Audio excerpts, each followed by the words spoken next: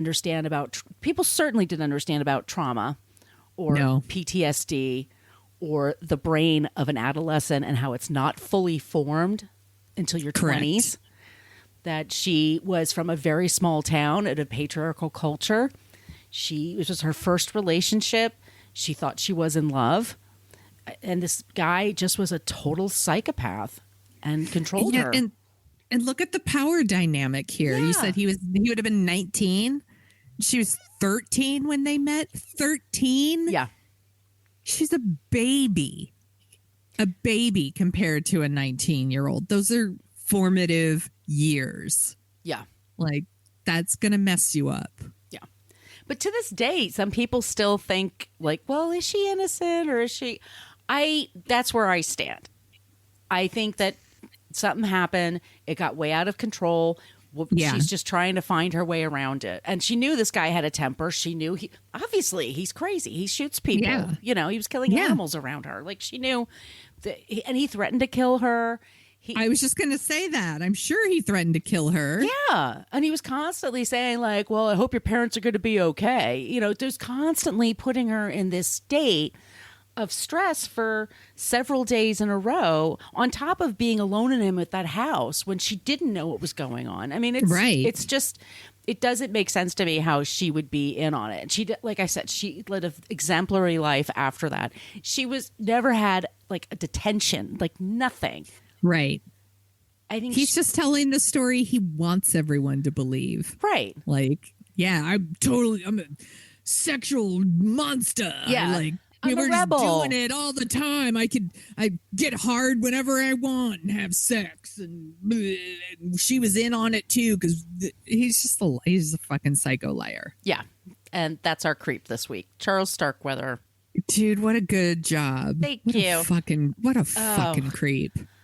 Just going down all these rabbit holes. Like, he just had a lot of in the TV movie in the Heartland. Does it take a side? Does it take it as that's a good question. So everybody has a thing, like a crime to remember is like, maybe she was in on it, maybe she wasn't. She's just a kid though, right?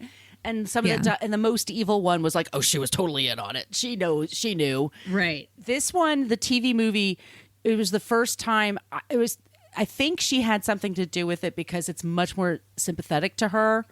Actually present it like he was a terrifying psycho and she was just trying to make it through without getting killed. Yeah. And that she was innocent. What do you know about life when you're that age and it's 1957? What do you know? Right. Seriously. It's not like she was watching a ton of crime dramas at the time. And no podcasts that she could get obsessed with. She wasn't listening to My Favorite Murder. Like, they don't know what to do. You don't know what to do. And she was scared. And she, but it goes back. We were talking a few weeks ago. We were doing the Pied Piper of Tucson. Forgot to tell you something. The Aileen, who was the first victim of him, she was in the same grade as Gary Shandling. They went to the same school together. What? Yup. That's crazy. One of our followers on Twitter sent me the picture, like he collects murder stuff, and he sent me the yearbook picture. I was like, what? That's insane. But that was a girl that people were like, oh, well, she was always kind of trashy, and she was asking for it, and blah, blah, blah. And that's kind of the way they paint her. She's poor. She doesn't know better, and so obviously she's trash. And it's just, it's gross. And I don't know. I just have a hard time believing that she's like this psychotic killer and just managed to find a boyfriend to do the things she wants to do. Right. I agree with you. That's where I fall as well. Yeah. I'm doing a not a creep, but I don't know how cheerful it's going to make people but here's the deal. So in this country right now, there has been a leaked document from the Supreme Court that says that they are going to overturn Roe versus Wade. And obviously everybody here, a lot of people here are very upset. So I put together a list of organizations that people can donate to, because this is what I do when I feel really helpless. And I assume, probably a lot of our listeners are very like-minded. I have donated a lot of money over the years to politicians because they said that they were going to fight for us and stand up for what is right. And I have had it. I'm like, because now there's this whole thing about like, well, you need to get out and vote. And they're immediately sending out the emails asking for money. And I was like, I did all those things. Right. And you haven't done shit for us.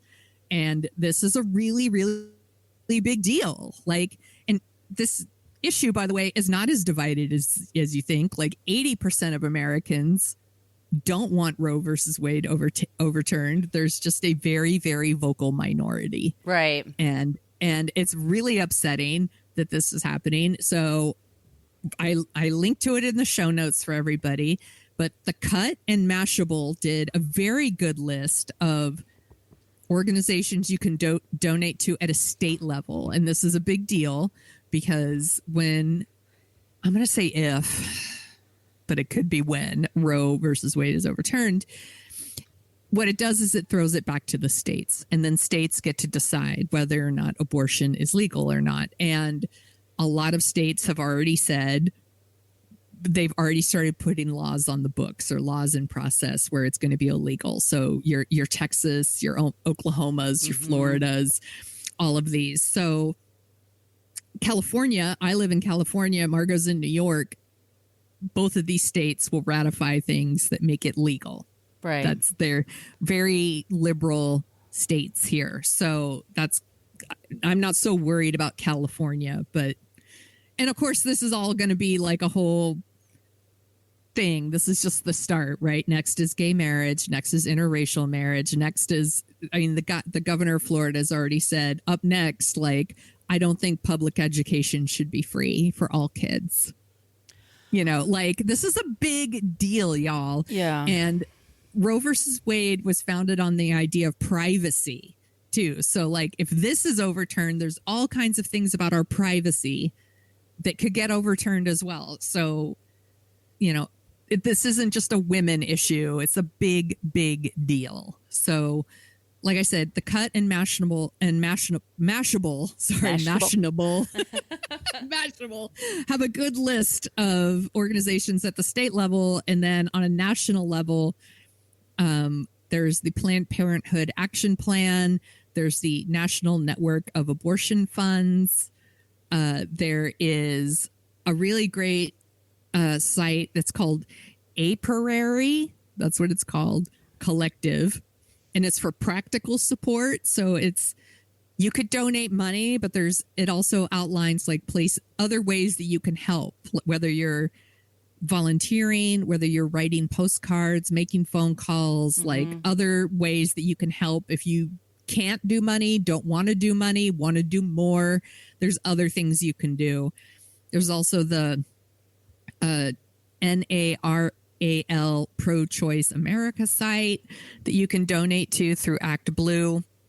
Once again, it's all in our show notes, and I'm linking to it on our website. So if you want to do that, y'all should do it. It's a big deal. I know that this issue may not be everybody, maybe not all of our listeners are all in on this, but I think I want to say sorry, not sorry. If anyone's right. This is about, we should also say, because some people like to use hangers as the imagery.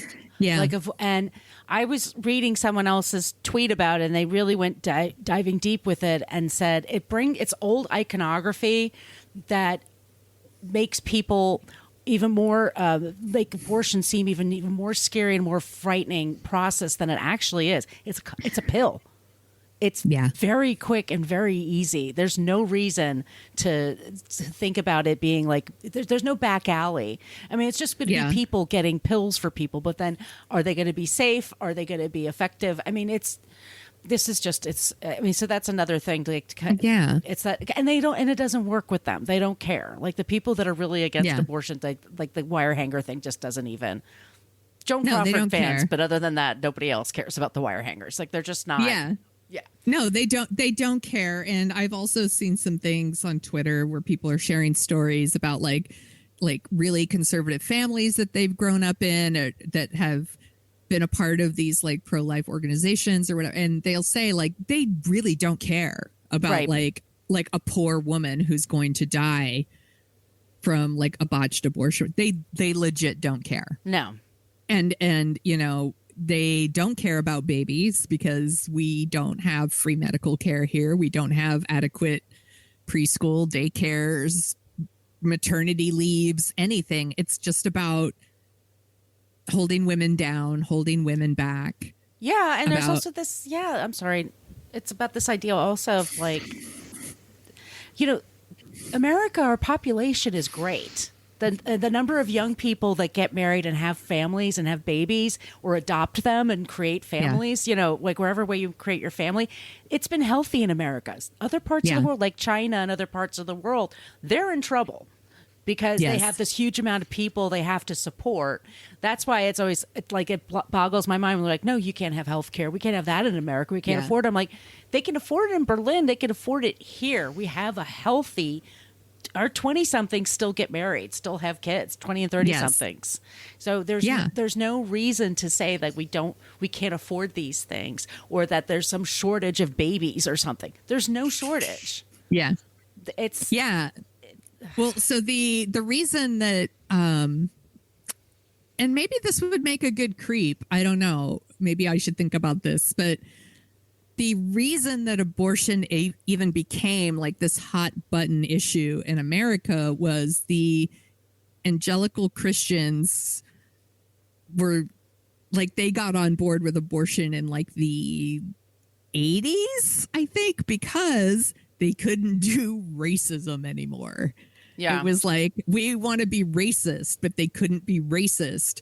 And so it became abortion. And the idea is that somehow all these white babies were being aborted. Like it's about it's almost like a numbers game for some people. It's like, we need all these like white babies to be born. And I was like, this doesn't make any sense to me. Because if I was the person that was going to have a baby, I'm not going to raise my baby to be Christian. My baby's going to grow up to be another little Sonia that hates you. So I'm not quite sure I understand the long game here, but maybe I need to do more research on it. Yeah, I have a lot of anger at people that just the way they've voted in 2016 and yeah, I know. And I will say, these reporters from the Daily Show who are going to pro-life like gatherings, and they always have these like pro-adoption sign, which by the way, people should absolutely adopt. I'm not shitting on adopt. So they're just like, adoption is the loving option, blah blah blah. And they always ask, how many children have you adopted? And none. The answer is always none. I have two of my own. Yeah, you could adopt one more. Like, why? None of them adopt ever. Right. I'm like, it's not about that, is it? No, there's no shortage of babies. There's no I mean, there really isn't. It's not like other countries where they're really in trouble because of stuff like that. I mean, it just doesn't make sense to me. It's completely just gross, and I know. And once again, 80% of this country does not support this, and the justices who oversaw them, one of them is Clarence Thomas. We did an episode on him. Yes, we did. Fuck him. Yeah. Brett Kavanaugh, with one of the most punchable faces I've ever seen in my entire life, and a rapist. He gets to vote on it. Amy Coney Barrett, or whatever the fuck her name is. Like, these people were all sworn in, like, by presidents that didn't win the popular vote. But they all said they weren't even going to touch Roe versus Wade. It all been decided. And so, what's her face from Maine? It's like, Susan Collins. She's the biggest. And then they said, well, why don't we codify it? She goes, we can't because Catholic hospitals don't want to have to perform them. I'm like, for God's sakes.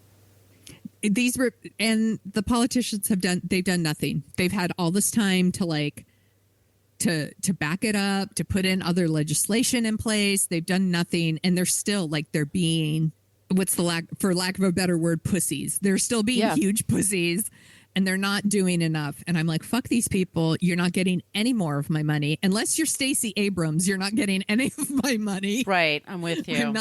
And even Stacey Abrams is like, stop donating to me. Donate to these. And she's linking to abortion organizations.